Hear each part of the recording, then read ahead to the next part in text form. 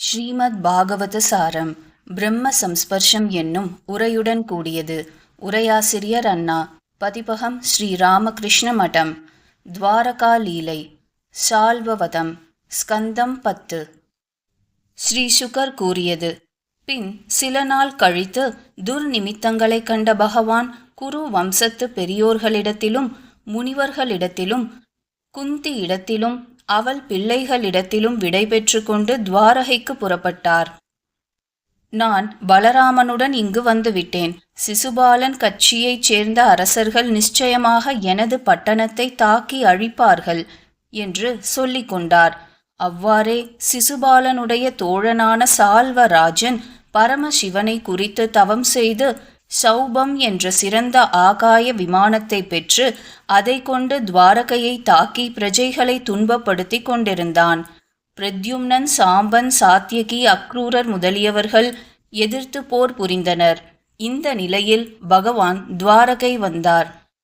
பகவான் சால்வராஜனையும் சௌபம் என்ற அவனுடைய விமானத்தையும் அவனால் தனது பிரஜைகளுக்கு ஏற்பட்ட கஷ்டத்தையும் பார்த்து பட்டணத்தை காப்பதற்கு வேண்டிய திட்டத்தை செய்து தாருகனிடம் பின்வருமாறு சொன்னார்.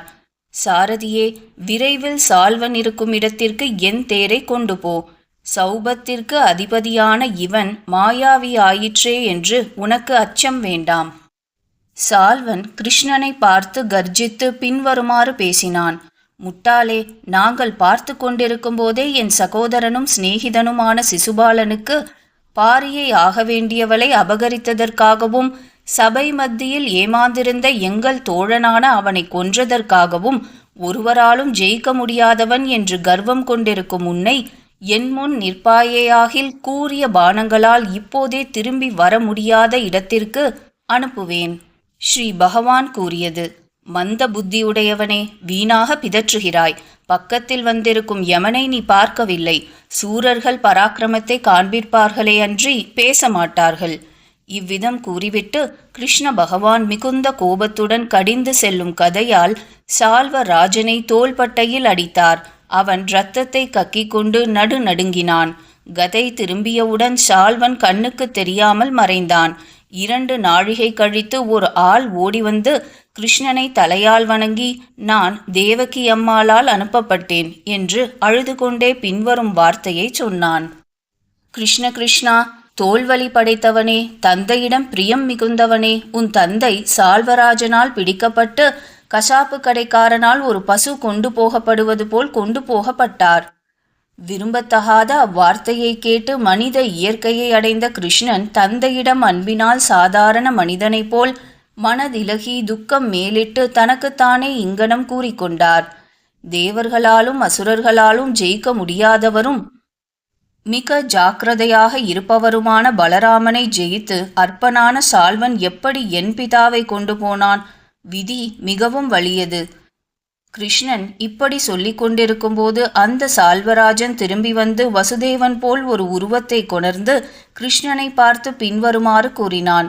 முட்டாளே, இதோ பார், உன்னை பெற்ற தகப்பன். எவருக்காக நீ இவ்வுலகில் உயிருடன் இருக்கிறாயோ அவரை நீ பார்த்து கொண்டிருக்கும் பொழுதே கொல்லப் போகிறேன். நீ சாமர்த்தியம் உள்ளவனானால் காப்பாற்று. மாயாவியான சால்வன் இவ்விதமாக அதட்டிவிட்டு வாளால் வசுதேவருடைய தலையை வெட்டி எடுத்துக்கொண்டு ஆகாயத்திலிருந்த சௌப விமானத்தில் புகுந்துவிட்டான். கிருஷ்ணன் இயற்கையான திவ்யஞானம் உடையவராயினும் சொந்த ஜனங்களிடம் உள்ள பற்றினால் தந்தையின் மரணத்துக்கு வருந்தி மனித தன்மையில் சிறிது நேரம் மூழ்கியிருந்தார். பின்னர் அம்மகானுபாவர் அது சால்வனால் பிரயோகிக்கப்பட்ட அசுர மாயை என்னும் மயனால் கற்றுக் கொடுக்கப்பட்டதென்றும் அறிந்தார்.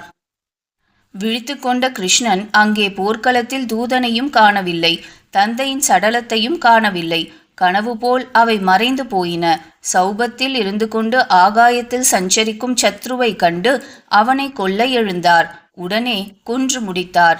ராஜன்னு, பாவியான அவன் கொல்லப்பட்டு சௌப விமானமும் கதையால் உடைக்கப்பட்ட போது ஆகாயத்தில் தேவ கணங்கள் துந்துபிகள் முழங்கினார்கள். அப்போது தன் தோழனுக்காக பழிவாங்கும் பொருட்டு தந்த வக்திரன் கோபத்துடன் எதிர்த்து வந்தான். கிருஷ்ணனை தந்த வக்திரன் கதையால் தலையில் அடித்தான். சிங்கம் போல் கர்ஜித்தான். கிருஷ்ணன் பெரிதான கௌமோதகி என்ற கதையால் அவனுடைய மார்பில் அடித்தார். அவன் கதையால் மார்பு பிளக்கப்பட்டு வாயால் இரத்தத்தை கக்கிக்கொண்டு தலைமயிரையும் கைகால்களையும் விரித்து கொண்டு உயிர் இழந்து தரையில் விழுந்தான். ராஜன்னு, அப்போது சிசுபால வதத்தில் நடந்தது போலவே எல்லா ஜனங்களும் பார்த்து கொண்டிருக்கையில் மிகவும் சூக்ஷ்மமான ஒரு ஜோதி கிருஷ்ணனிடம் பிரவேசித்த அதிசயம் நிகழ்ந்தது. இவ்விதமாக யோகேஸ்வரனும் ஜெகதீஸ்வரனுமான கிருஷ்ண பகவான் மிருக பார்வையுடைய மனிதர்களால் ஜெயிக்கப்பட்டவராகவும் ஜெயித்தவராகவும் கருதப்படுகிறார்.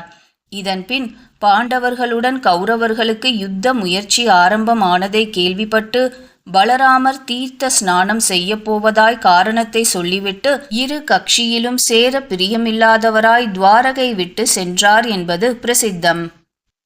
பிரபாச தீர்த்தத்தில் ஸ்நானமும் தர்ப்பணமும் செய்து யமுனை, சரஸ்வதி, கங்கை முதலிய தீரங்களிலுள்ள க்ஷேத்திரங்களை தரிசித்து கொண்டு நைமிசாரண்யம் வந்தார்.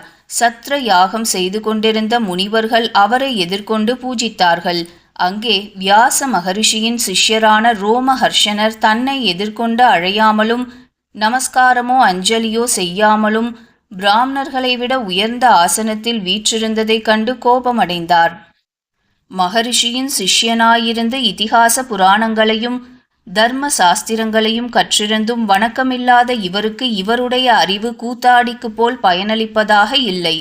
தர்மத்தை நடத்துபவர்களைப் போல் வேஷம் போட்டு அதர்மம் செய்பவர்களை ஒழிக்க வேண்டும் என்று கூறி துஷ்டர்களையும் கொல்ல விரும்பாமல் விலகி வந்த பலராமர் சாதுவான ரோமஹர்ஷனரை தன் கையிலிருந்த தர்பை நுனியினால் தட்டவே அவர் உயிரிழந்தார். முனிவர்கள் மனம் நொந்து, பிரபுவே, உங்களால் அதர்மம் செய்யப்பட்டது.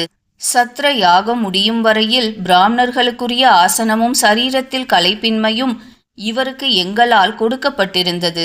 நீர் செய்த பாவத்திற்கு பிராயஷ்சித்தம் செய்ய வேண்டும் என்றார்கள். பலராமர், இனி ரோமஹர்ஷனருடைய புத்திரன் ஆயுளும் புத்தி சக்தியும் உடையவராகவும் இவரை போல் புராணங்களை சொல்லுபவராகவும் ஆகட்டும் என்று கூறினார். பின்பு பிராயஷ்சித்தமாக நியமத்துடன் 12 மாதம் பாரத வருஷத்தை பிரதட்சிணம் செய்து தீர்த்த ஸ்நானம் செய்ய வேண்டும் என்று முனிவர்கள் அவரிடம் கூறி தங்களுக்கு சத்ருவாக வந்து யாகத்தை கெடுக்கும் பல்வலன் என்னும் அசுரனை வதம் செய்ய வேண்டும் என்றும் கேட்டுக்கொண்டார்கள். அடுத்த பருவத்தில் பல்வலன் அங்கே வந்து யாகசாலையில் இரத்தத்தை வர்ஷிக்கவே அவனை பலராமர் வதம் செய்தார். பிறகு அம்முனிவர்களால் அனுமதி கொடுக்க பெற்ற பலராமர் பிராமணர்களுடன் கௌஷிகி நதியை அடைந்து அவ்விடத்தில் ஸ்நானம் செய்த பிறகு சரையூ நதி எங்கிருந்து பெருகுகிறதோ அந்த நீர்நிலையை அடைந்தார். அவர் சரையூ நதியின் போக்கை அனுசரித்து பிரயாகை சென்று அங்கு ஸ்நானம் செய்து தேவர்கள் முதலியவர்களுக்கு தர்ப்பணம் செய்து புலகாசிரமத்தை அடைந்தார்.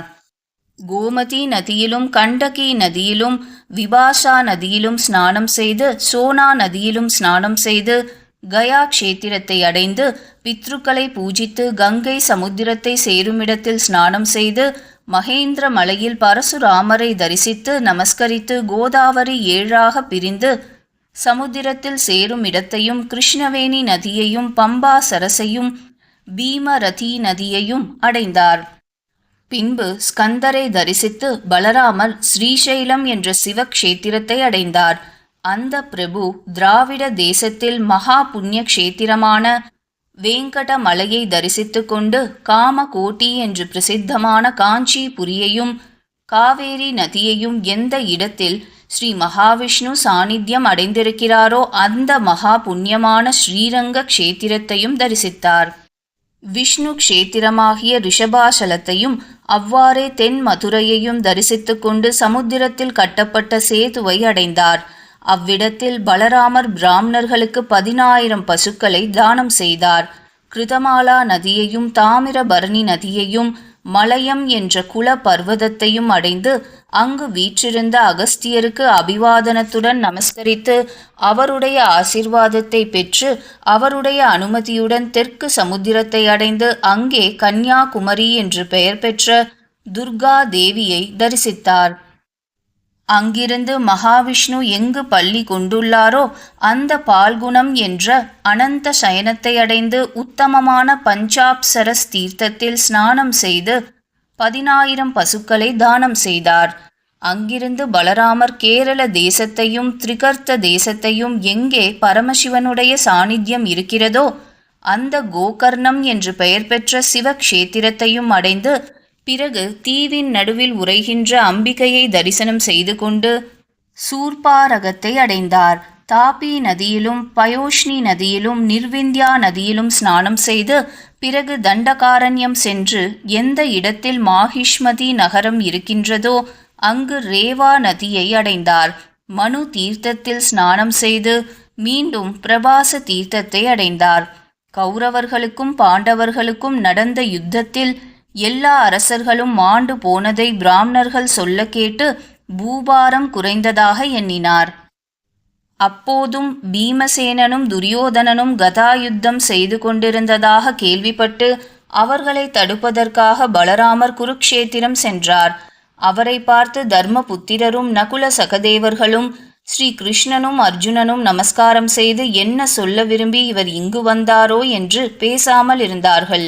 கையில் கதை ஏந்தியவர்களும் கோபவசப்பட்டவர்களும் ஒருவரையொருவர் ஜெயிக்க விரும்புகின்றவர்களும் விசித்திரமான மண்டலங்களில் சுற்றி வருகிறவர்களுமான இருவரையும் பார்த்து பலராமர் பின்வருமாறு கூறினார்.